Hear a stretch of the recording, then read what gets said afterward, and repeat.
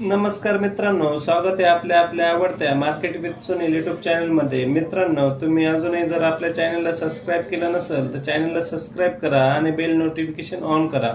त्याने काय होईल मित्रांनो, जेव्हा कधी आम्ही युट्यूब वरती व्हिडिओ पोस्ट करू तर त्यावेळेस तुम्हाला नोटिफिकेशन द्वारे कळवण्यात येईल। मित्रांनो आज आपण बघणार आहोत टाटा मोटर्स या शेअर बद्दल माहिती। या स्टॉकचे आपण आज टेक्निकल आणि फंडामेंटल दोन्ही गोष्टी समजून घेणार आहोत। तर मित्रांनो आपण बघूया टाटा मोटर्स बद्दल माहिती। तर मित्रांनो सर्वात आधी आपण फंडामेंटल एनालिसिस करूया। तर फंडामेंटल एनालिसिस मध्ये आपण बघू शकता की टाटा मोटर्सचा हा स्टॉक 30 मे रोजी 720 रुपयाला ट्रेड करत होता। तर मित्रांनो या कंपनीचं मार्केट कॅप आपण जर बघितलं तर 2,64,873 करोड इतकं या कंपनीचं मार्केट कॅप असून या स्टॉकचा पीई आपण जर बघितला तर 9.38 रुपये इतका या स्टॉकचा पीई आपल्याला दिसून येतो। आरओसी जर बघितलं मित्रांनो तर 20% या कंपनीचा आहे।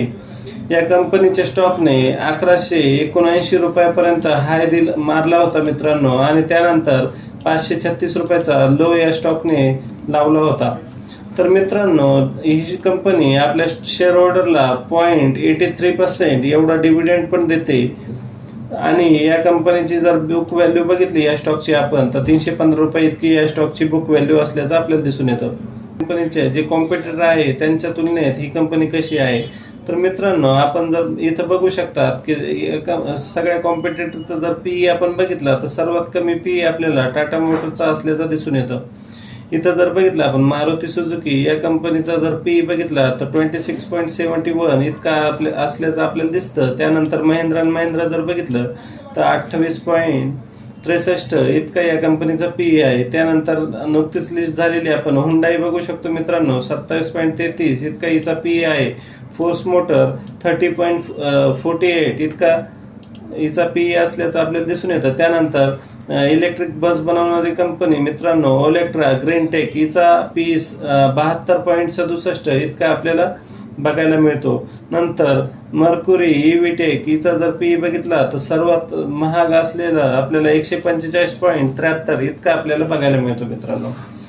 तर मित्रांनो आपण बघू शकतात कॉम्पिटिटर मध्ये सर्वात स्वस्त पीई आपल्याला टाटा मोटरचा असलेला दिसायला मिळतो। त्यानंतर आपण बघूया या कंपनीचे प्रॉफिट अँड लॉस स्टेटमेंट। तर मित्रांनो सेल्स ग्रोथ जर बघितली आपण कंपनीची 2014 पासून ते 2025 पर्यंत तर हायेस्ट सेल्स नंबर्स जे आपण म्हणू शकतो ते आपल्याला 4,39,695 करोड इतका सेल्स आपल्याला मार्च 2025 पर्यंत या कंपनीचा बघायला मिळाला। चालू आर्थिक वर्षात या कंपनीने आतापर्यंत हिस्ट्रीतील सर्वात जास्त सेल्स केल्याचं आपल्याला इथं दिसून येतं मित्रांनो।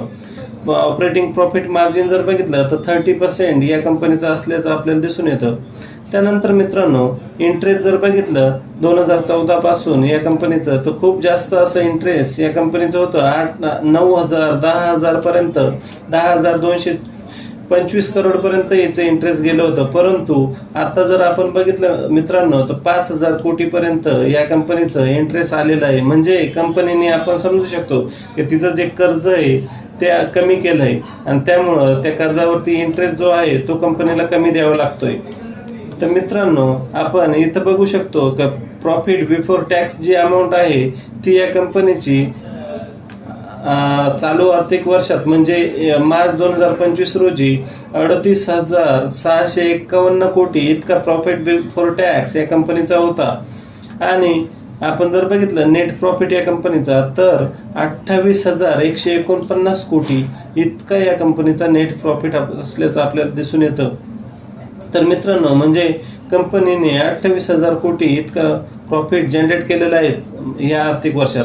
बॅलन्स शीट जर बघितलं मित्रांनो आपण तर या कंपनीकडे रिझर्व जर बघितले सध्या तर 1,15,408 कोटीचे रिझर्व या कंपनीकडे शिल्लक आहे असल्याचं आपल्याला दिसून येतं। तर याच्यामध्ये आपण शेअर होल्डिंग पॅटर्न जर बघितला कंपनीचा तर याच्यामध्ये निगेटिव्ह पॉइंट हा आहे की शेअर होल्डर जे आहे त्यांनी आपली प्रमोटर्सनी शेअर होल्डिंग कमी केल्याचं आपल्याला दिसायला मिळतं। 46.36% इतके आपले प्रमोटरचे स्टेक आज जून 2024 ला होते। परंतु आज रोजी जर आपण बघितलं तर 42.58 इतके वरतीच प्रमोटर येऊन बसले आहे। FII चे स्टेक 17.84 इतके असून DISने आपले स्टेक वाढवले आहे. 16.88% इतके DIS चे आपल्याला स्टेक असल्याचं दिसून येतं आणि पब्लिककडे 22.39% इतका स्टेक असल्याचं आपल्याला दिसून येतं. नंबर ऑफ शेअर होल्डर जर बघितलं तर 67,28,246 इतके नंबर ऑफ शेअर होल्डर या कंपनीचे आपल्याला दिसून येतात. तर मित्रांनो, आपण या कंपनीचं हे बघितलं फंडामेंटल. आणि दुसरी एक गोष्ट मित्रांनो, जी काय आता सध्या आपण बघू शकतो की नक्कीच न्यूज आहे, ओलेक्ट्रा ग्रीनटेक या कंपनीची 10,000 कोटीची इलेक्ट्रिक बसची ऑर्डर जी आहे ती महाराष्ट्र सरकारने कॅन्सल केली. तर मला तरी असं वाटतं की ही जी ऑर्डर आहे तिच्यातली काही ऑर्डर टाटा मोटर्सला मिळू शकते, कारण की टाटा मोटर्स ही बसमध्ये आणि कमर्शियल व्हेकलमध्ये एंट्री घेत आहे. EV बसेस आणि कमर्शियल व्हेकल बनवण्याचं काम टाटा लवकरच सुरू करणार आहे.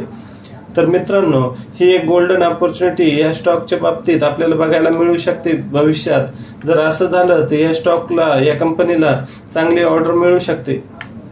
तर मित्रांनो, आपण या कंपनीचं जर बघितलं तर इथं आपण बघू शकतो प्रोजमध्ये की कंपनीने डेट्स हे आपले जे कर्ज आहे ते कमी केले आणि कंपनीने मागील 5 वर्षामध्ये 37.4% इतका CAGRने रिटर्न आपल्या शेअर होल्डरला मिळवून दिलेला आहे. आणि मागच्या 3 वर्षामध्ये ROE जर बघितलं या स्टॉकचा तर 29.8% इतका ROE आहे. आणि निगेटिव्ह बाजू जर म्हटली, आताच मी बोलल्याप्रमाणे की प्रमोटरने आपले स्टेक जे आहे ते कमी केले आहे. 3.83% इतका स्टेक प्रमोटरने कमी केले. त्यांनी आपल्याकडचे शेअर्स विकलेले आहे मित्रांनो. चला तर मित्रांनो, आता आपण टेक्निकल गोष्टी समजून घेऊया.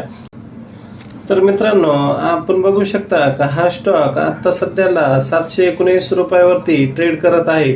तर मित्रांनो, इथून जर आपण बघितलं तर या स्टॉकचं पहिलं टार्गेट हे 780 रुपयापर्यंत आपल्याला लवकरच बघायला मिळू शकतं आणि सेकंड टार्गेट या स्टॉकचं आपण जर बघितलं तर 820. तर मित्रांनो, भविष्यात 820 जर या स्टॉकने क्रॉस केलं तर हा स्टॉक लवकरच आपलं तिसरं टार्गेट म्हणजे 900 रुपयापर्यंत जाऊ शकतो. आणि स्टॉप लॉस जर द्यायचा विचार केला आपण स्टॉक, तर याचा स्टॉप लॉस आजच्या कंडिशनला 670 रुपये इतका आपण ठेवून या स्टॉकमध्ये एंट्री घेऊ शकतो. शॉर्ट टर्म मध्ये हा स्टॉक आपल्याला 820 रुपयापर्यंत जाताना लवकरच बघायला मिळू शकतो. तर मित्रांनो, आजचा व्हिडिओ तुम्हाला कसा वाटला हे नक्की कमेंटमध्ये सांगा. आणि हा व्हिडिओ कुठलाही बाय सेल रिकमेंडेशन नसून तुम्ही तुमच्या आर्थिक सल्लागाराशी विचार विनिमय करून आणि तुमच्या रिस्कवरती या स्टॉकमध्ये इन्व्हेस्ट करू शकता. तर मित्रांनो, आजचा व्हिडिओ तुम्हाला कसा वाटला कमेंटमध्ये नक्की सांगा. व्हिडिओ जर तुम्हाला आवडला तर आपल्या मित्रांना नक्की शेअर करा.